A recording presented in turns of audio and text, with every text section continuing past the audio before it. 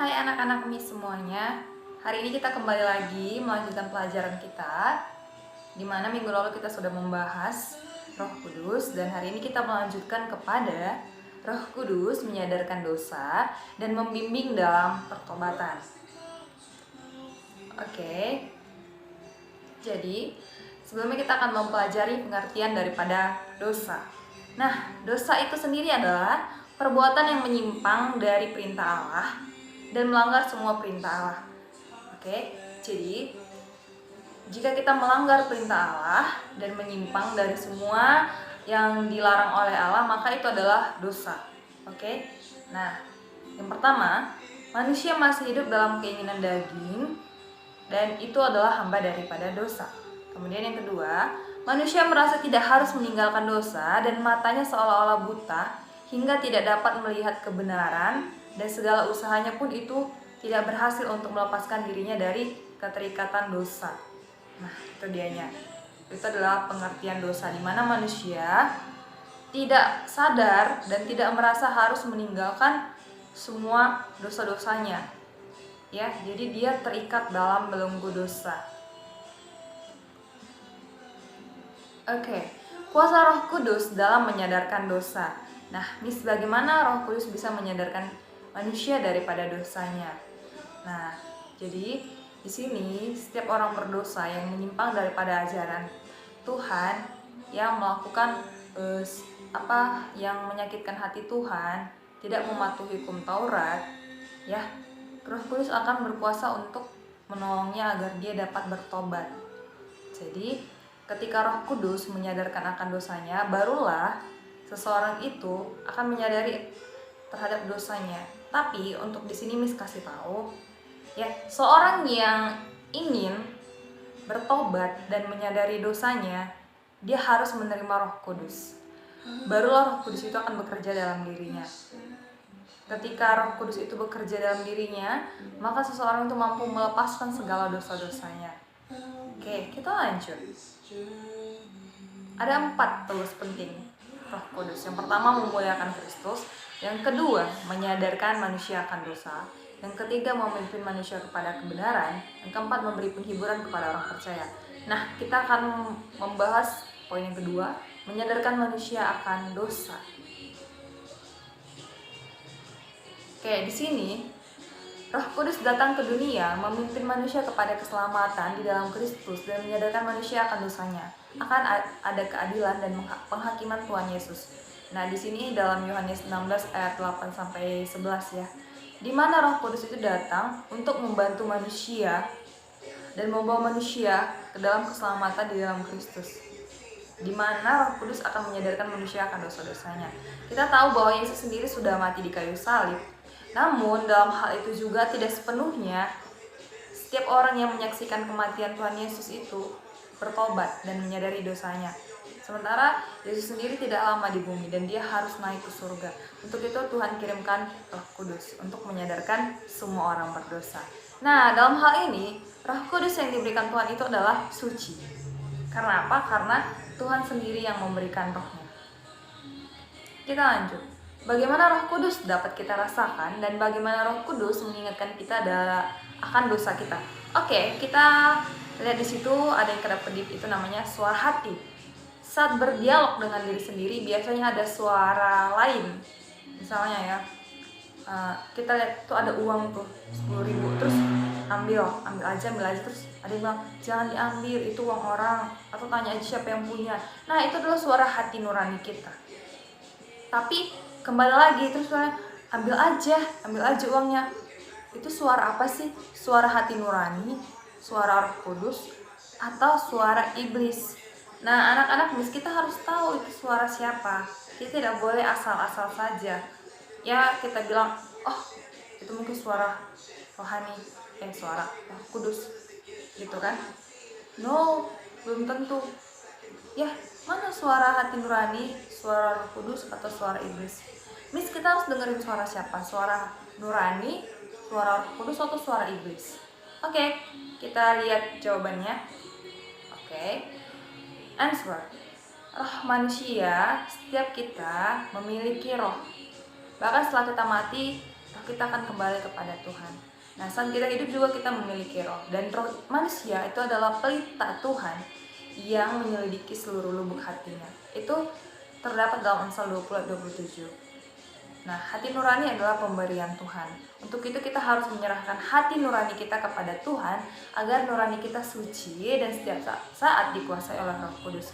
Jadi, kita bisa mendengarkan hati nurani kita jika hati nurani kita suci.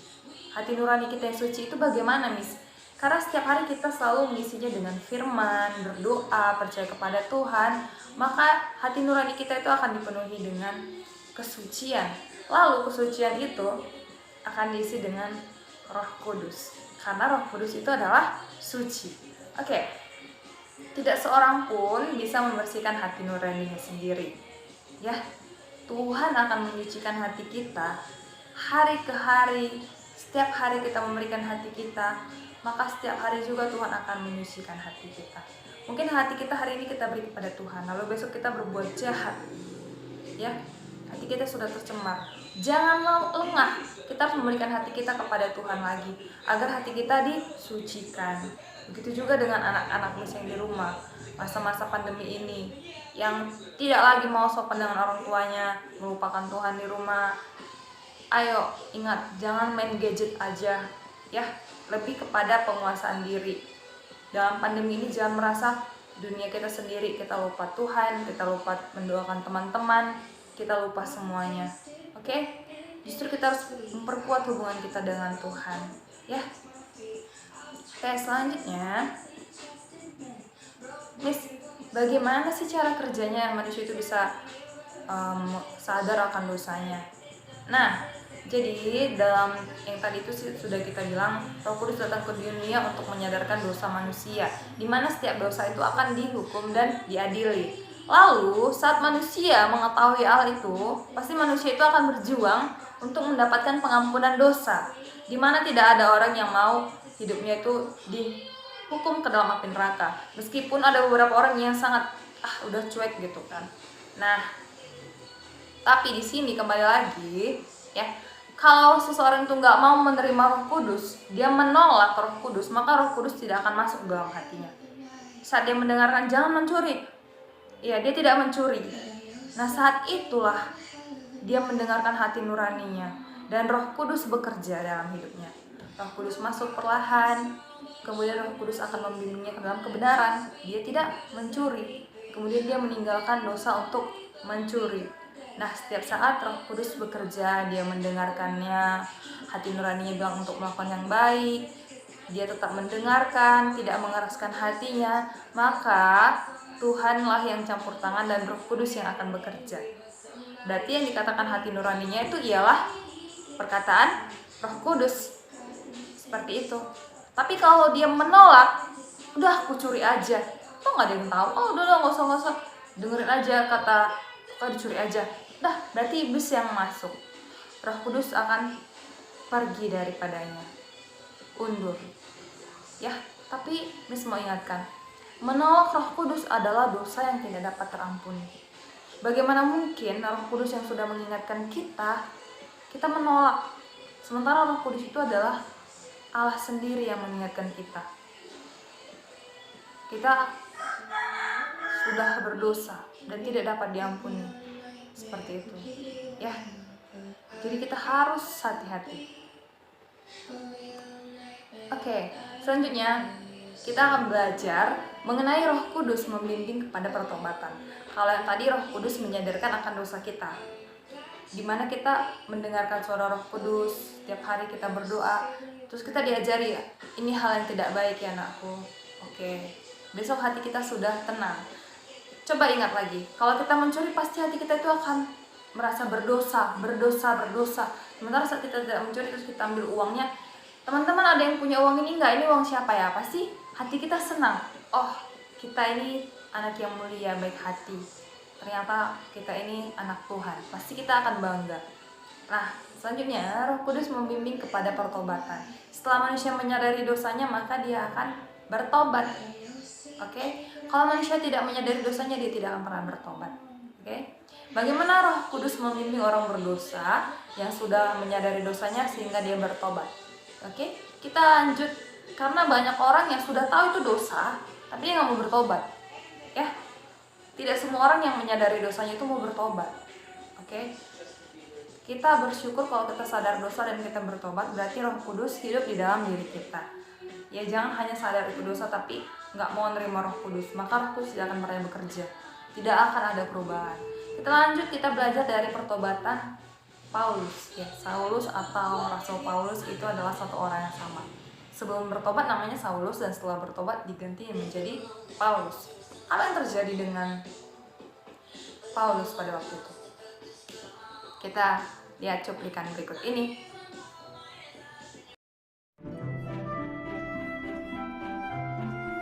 Komik Alkitab Anak. Saulus menjadi Paulus. Sumber dari Alkitab Perjanjian Baru. Kisah Para Rasul pasal 9 ayat 1-19. Waktu itu, Tuhan Yesus naik sudah ke surga, dan para murid kembali ke kota Yerusalem. Tapi, ada orang jahat, dia tidak suka orang Kristen. Namanya adalah Saulus, dia tidak percaya Tuhan Yesus.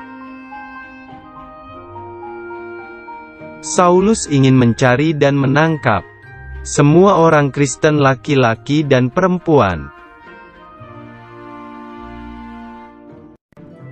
Suatu hari ketika Saulus pergi ke kota Damsyik, ada sinar terang muncul dan dia rebah ke tanah. Ada suara bertanya, "Saulus, Saulus, mengapakah engkau menganiaya aku?"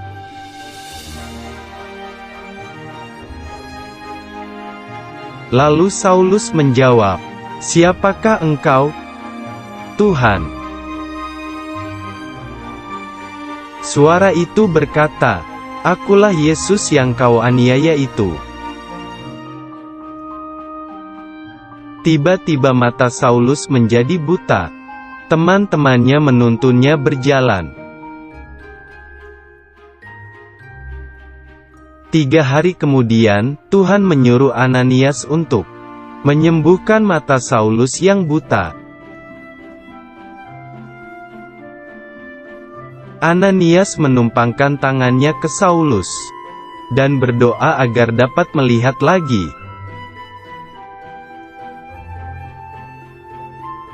Lalu ada selaput yang jatuh dari matanya, dan Saulus dapat melihat lagi. Kemudian Ananias membaptis Saulus, dan makan agar kekuatannya pulih. Saulus tinggal bersama murid-murid Tuhan Yesus, untuk berdoa dan belajar firman Tuhan.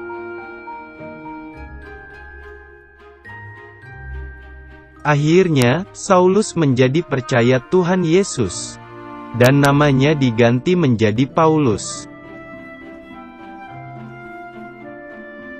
Ayat hafalan. Percayalah kepada Tuhan Yesus Kristus dan engkau akan selamat. Kisah Para Rasul pasal 16 ayat 31.